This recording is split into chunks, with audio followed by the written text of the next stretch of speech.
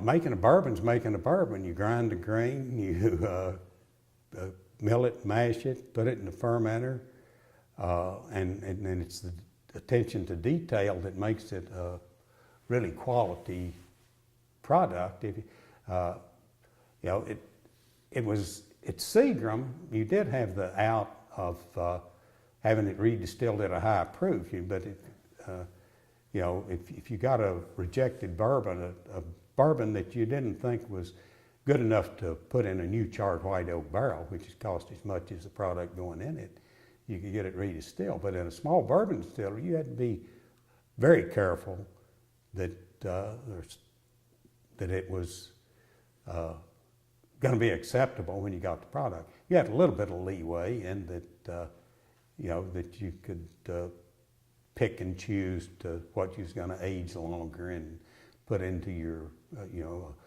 a cheap young brand. You could get rid of some that you weren't quite that proud of.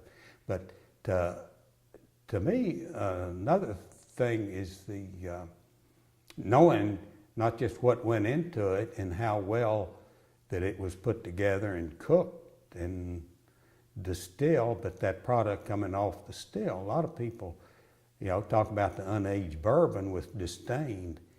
I've always had a fondness for white dog, if you will, but right off the still. But to me, if you can't tell by sniffing that new bourbon whether it's worth putting in a barrel, why shame on you. Don't call yourself a master distiller.